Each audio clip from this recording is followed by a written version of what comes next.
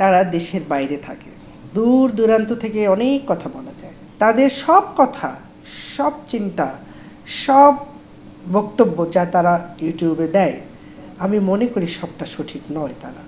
তারা জায়গা থেকে বেশি বলেন, তারা কখনো কখনো ব্যক্তিকে নিয়ে পড়ে। এই জায়গাটিও তো সুন্দর না। আজকে আমি একে ধরছি, কালকে ওকে ধুয়ে দিচ্ছি, পরশুদিন তাকে জয় বাংলা করে দিচ্ছি। আমি মনে করি না যে এইটা খুব রাইট ওয়ে। এইভাবে কিন্তু কোনো গঠনমূলক সমালোচনা হয় না, এবং এইটা দিয়ে কোনো কিছু অ্যাচিভ হবে এটা আমার মনে হয় না। সেনাবাহিনী এবং সেনাপ্রধান কি সঠিক পথে হাঁটছে? সেনাবাহিনী, সেনাপ্রধান, এটি একটি দেশের প্রতিরক্ষার একটি বড় ধরনের সংবেদনশীল জায়গা। এটি ঠিক হাঁটছে, বেঠিক হাঁটছে, ঠিক এমনটি বলতে চাই না। তবে সেনাপ্রধান থেকে জনগণ আরও বেশি প্রত্যাশা করেছে, এটা সত্য।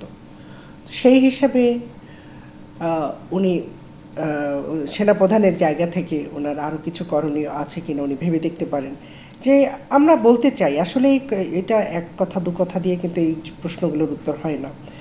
দেশের যে অবস্থাটা তৈরি হয়েছিল, যে ছাত্র জনতার উপরে যে নির্বিচারে নির্যাতন হয়েছিল, হত্যাকাণ্ড সংঘটিত হয়েছিল, হেলিকপ্টার থেকে গুলি করে শিশুদেরকে মারা হয়েছে, সাজোয়া জান থেকে গুলি করে আহত করে সেই ছেলেটিকে আবার রাস্তায় টেনে টেনে তাকে এমন অবস্থায় ফেলে দেওয়া হয়েছিল, ছেলেটির প্রাণ ছিল কিন্তু তাকে হসপিটালে নেওয়া হয়নি। এই জায়গাগুলো বিবেচনা করলে আমি মনে করি যে রাষ্ট্রটিকে সঠিক জায়গায় রাখবার জন্য বা জনপ্রত্যাশা, এই ধরনের অন্যায়গুলি হওয়ার পরে যে জনপ্রত্যাশার যে জনদাবি তৈরি হয়েছে, সেখান থেকে আমার ইন্টেরিয়াম সরকার, সেনাপ্রধান এবং সেনাবাহিনী ঠিক জনগণের আশা অনুযায়ী কোনো কিছুই কিন্তু করতে পারেনি। দেখুন, তারা মাঠে রয়েছে, কিন্তু কি চাঁদাবাজি বন্ধ হয়েছে? মানুষের উপর নির্যাতন বন্ধ হয়েছে? শিক্ষকদের উপর অত্যাচার নিগ্রহ বন্ধ হয়েছে? বন্ধ হয়নি। তাহলে সেনাবাহিনী সেনাপ্রধান বিষয়টি আলাদা করে দেখবার বিষয় নেই। এরা কিন্তু রাষ্ট্রের জন্য একটি অপরিহার্য, এবং রাষ্ট্রের এই ক্রান্তিকালে যদি তারা তাদের দক্ষতা সম্পূর্ণটুকু দেখাতে না পারে, জনমনে তাদের ব্যাপারে প্রশ্ন উঠবে, সেটাই স্বাভাবিক। আমাদের মনেও প্রশ্ন আছে। এই বিষয়টি আমি মনে করি অত্যন্ত গুরুত্বপূর্ণ, যেহেতু রাষ্ট্র আছে বলেই তো সেনাবাহিনী, এবং রাষ্ট্রের সর্বোচ্চ এবং সবচেয়ে গুরুত্বপূর্ণ জায়গা হলো আমাদের প্রতিরক্ষা এবং আমাদের সেনাবাহিনী। সেখান থেকে জনগণকে সন্তুষ্টি দেওয়ার জন্য তারা কতখানি পদক্ষেপ নিয়েছে। ইন্টেরিয়াম গভর্নমেন্ট সেটা কিন্তু অনেকগুলো ভাসমান মানুষ, কিন্তু সেনাবাহিনী কিন্তু প্রশিক্ষিত এবং দেশ রক্ষা বাহিনী, তাদের কাছ থেকেই আমরা বেশি আশা করব, এটাই কিন্তু নিয়ম। আমরা তো সেই জায়গাটি সব জায়গায় দেখতে পাই না। নারী সংস্কার কমিশনের রিপোর্ট নিয়ে নানা সমালোচনা হচ্ছে, আপনার অভিমত কি? আমি মনে করি কি জানেন, নারী সংস্কার কমিশন নিয়ে নানা মত হতেই পারে। সিংহভাগ মুসলিম কান্ট্রি আমাদের রাষ্ট্র, এটা যেমন ঠিক আছে, তেমনি একটি সংস্কার কমিশন নতুন কিছু করবে, নতুন কোনো চেষ্টা করবে, এটাও তো আমাদেরকে একটু সাধুবাদ করতে হয়। হয়তো সব পক্ষ খুশি হবে না, এটা যেমন ঠিক। আবার এর মাঝ থেকে সংস্কার কমিশন যা বললেন সেটাই যে আমরা এক্সিকিউশন করে কার্যকর করে এগিয়ে যাব তা কিন্তু নয়, এর সাথে জনমতের ব্যাপারটা রয়েছে। সুতরাং নারী সংস্কার কমিশন কিছু অবাক করা কথা বলে ফেলছে বা ওটাই হয়ে যাচ্ছে, আমি এটা মনে করি না।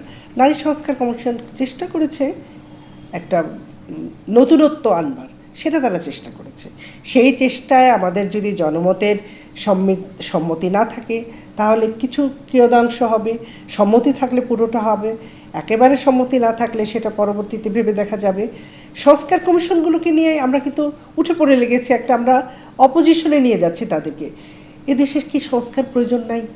সংস্কার কি করার দরকার নাই? কোনো বিষয়কে আমরা সংস্কার করি না। আমরা দুইজনের যদি আমরা মনোমালিন্য হয়, সেখানে যখন আমরা তৃতীয় পক্ষ আসি সেটাকে মিলিয়ে দেবার জন্য, সেটাও তো সংস্কার।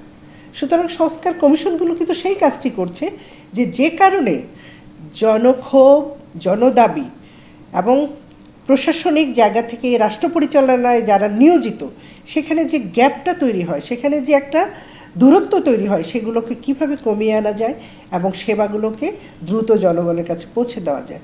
সেই জন্যই কিন্তু সংস্কার কমিশনগুলো তৈরি হয়েছে। সংস্কার কমিশনগুলো কিন্তু এখানে আলাদা কোনো রাজনৈতিক দল না যে তাদেরকে আমাদের প্রতিপক্ষ ভাবতে হবে। সংস্কার কমিশনগুলো অনেকগুলো প্রপোজাল তৈরি করছে, প্রস্তাব তৈরি করছে আপনার জন্য, আমার জন্য, সবার জন্য। নারী সংস্কার কমিশনও তেমনি করেছে।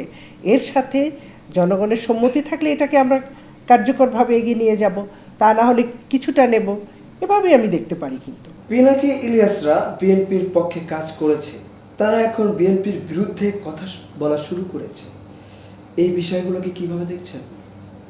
এখন তারা দেশের বাইরে থাকে, দূর দূরান্ত থেকে অনেক কথা বলা যায়, কিন্তু আসলে আমরা যারা দেশে থাকি, আমি তারা কখন বিরোধিতা করেছে, কখন তারা আমার পক্ষে ছিল, এই দুইটি বিষয়কে তারাই উত্তর দিতে পারবে। কিন্তু আমি মনে করি যে তাদের সব কথা, সব চিন্তা, সব বক্তব্য যা তারা ইউটিউবে দেয়, আমি মনে করি সবটা সঠিক নয়। তারা জায়গা থেকে বেশি বলেন। তারা কাল কি হবে, কালকে বাজার দর কী হবে, কালকে বাজারে যে আপনি আমি কি সম্মুখীন হব, সেই জিনিসটি তারা কিন্তু বোঝে না। তারা একটি পক্ষকে হঠাৎ করে মনে হয় যেন খুব সুযোগ করে দিচ্ছে, বা ওটাকে কি বলা যায়, যে পক্ষ নেওয়া। আমাদের কিন্তু এখন আমাদের সবার আগে উচিত রাষ্ট্রের পক্ষ নেওয়া। সেই জায়গাটি তারা করছে কিনা, তারা কখনো কখনো ব্যক্তিকে নিয়ে পড়ে, এই জায়গাটিও তো সুন্দর না। আমরা তো বৈষম্য দূর করে, ছাত্ররা প্রাণ দিয়েছে, ছাত্র জনতা প্রাণ দিয়েছে, আমরা বৈষম্য দূর করে সকলের সহ অবস্থানকে নিশ্চিত করব বলেই কিন্তু আমরা আজকে পথ চলছি। কিন্তু সেই সহ অবস্থান নিশ্চিত না করে আজকে আমি একে ধরছি, কালকে ওকে ধুয়ে দিচ্ছি, পরশুদিন তাকে জয় বাংলা করে দিচ্ছি, আমি মনে করি না যে এইটা খুব রাইট ওয়ে। এইভাবে কিন্তু কোনো গঠনমূলক সমালোচনা হয় না, এবং এইটা দিয়ে কোনো কিছু অ্যাচিভ হবে এটা আমার মনে হয় না। বিএনপি জামাত দুটি দলই কি ভারতের পদহেলন করছে? এটা তো বিএনপি জামাত বলবে না, আপনার কাছে কি? আমাদের কাছে মনে হয় আমরা বাংলাদেশপন্থী হই না কেন, আমরা প্রতিবেশীকে তো অনেক আগে, আমি ছোট করে, আমি জানি না আমি চেঞ্জ টিভিতে বলেছি কিনা, যখন টাঙ্গাইল শাড়ির জিআই সত্য নিয়ে, হ্যাঁ, সেই কথাটা আমার মনে আছে খুব, যে আমরা বন্ধু চাই, আমরা তো প্রভুত্ব চাই না। সেই বন্ধুত্বের জায়গা থেকে আমি বলবো, পদলেখন করা এটা সেটা দেখতেও সুন্দর লাগে না, শুনতেও ভালো লাগে না। আমাদের বন্ধুত্বের জায়গা থেকে আমরা এত বেশি প্রতিবেশী, আমাদের কিন্তু একটা বিনিময়ের ব্যাপার থাকবেই, বাণিজ্যিক থাকবে, অনেক কিছুই থাকবে, সীমান্ত আছে আমাদের, সব কিছু মিলিয়ে। আর ভারতকেও আমার মনে হয় যে তাদেরকে নতুন করে ভাবা উচিত যে তারা বাংলাদেশের সাথে সম্পর্কটা কিভাবে এগিয়ে নিয়ে যাবে। বাংলাদেশের জনগণের স্বার্থটা, জনগণের চাওয়াটা, জনগণের চাহিদাটাকে আগে দেখবে, নাকি কোনো বিশেষ দলকে তারা সুবিধা দেবে অথবা বিশেষ দলের সাথে বন্ধুত্ব করবে। এই বিষয়টি আমার মনে হয় আজকে এই ইন্টেরিয়াম গভর্নমেন্টে, এই আমাদের এত বড় রক্তক্ষয়ী গণ অভ্যুত্থানের পরে নতুন করে ভাবা উচিত। সেটি ভারতকেও আমি বলবো, আমি জানি না আমাদের ক্ষুদ্র জায়গা থেকে চেষ্টা, যে তারা আমাদের জনগণের সাথে, আমাদের চাহিদাগুলোর সাথে এক হয়ে যদি এগিয়ে আসে, আমরাও তো চাইবো, এত বড় প্রতিবেশী আমাদের পাশে, আমরা তাদের সাথে বেশি বিরোধিতা করে অথবা একেবারে কথায় কথায় চোখ দেখাদেখি বন্ধ করে, এটা কোনো আজকের বিশ্বে এটা কিন্তু চলে না। সুতরাং আমি মনে করি এই বিষয়ে সকলকে সজাগ হয়ে নিজেদের স্বার্থ, রাষ্ট্রের স্বার্থ, স্বাধীনতা, সার্বভৌমত্ব রক্ষা করে যতটুকু করা যায় ততটুকু করতে হবে। দিনাজপুরে 2 কৃষককে তুলে নিয়ে গিয়েছে বিএসএফ, পাল্টা ভারতীয় 2 জনকে আটক করেছে আমাদের বাংলাদেশের সীমান্তের গ্রামবাসী, এই বিষয়টিকে কিভাবে দেখছেন? এই বিষয়গুলোকে কিন্তু বাড়তে দেওয়া যাবে না। উভয় পক্ষে, এখানে বিজিবি আছে, ওপাশে বিএসএফ আছে, এবং এখানে অবশ্যই সংশ্লিষ্ট কর্মকর্তারা রয়েছে যারা সিদ্ধান্ত দেবে।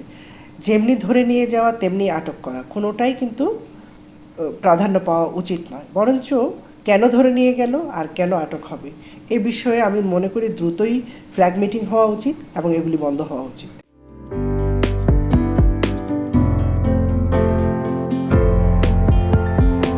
1 জানুয়ারি 2025 ইউটিউব জার্নালিজমের অগ্রদূত changetv.press 6 বছর পেরিয়ে পা রাখলো গর্বিত আমি অত্যন্ত আনন্দিত হলাম যে চেঞ্জ টিভি আগামী কয়েকদিনের মধ্যেই 6 বছর পূর্ণ করবে। আর হাঁটি হাঁটি পা পা করে চলা শুরু করে এখন সে বেশ দৌড়াদৌড়ি করছে বলা যেতে পারে। ও নামটাও অত্যন্ত বলবো যে সিগনিফিক্যান্ট, যে চেঞ্জ, এই গণঅভ্যুত্থান কিন্তু চেঞ্জ চেয়েছে। সেই হিসেবে তোমার টেলিভিশনের, তোমার এই চ্যানেলের নামের একটা যথেষ্ট মিল পাওয়া যায়। আমার প্রত্যাশা যে এই গণঅভ্যুত্থানের যে প্রত্যাশা, যে আশা আকাঙ্ক্ষা, চেঞ্জ টিভি সেটিকে এগিয়ে নিয়ে যাবে। তোমাকে শুভেচ্ছা। চেঞ্জ টিভি যারা সম্পৃক্ত আছেন, যারা কর্মী আছেন, সামনে পেছনে সকলকে আমার শুভেচ্ছা। changetv.press এক ফোঁটা হলুদও নেই।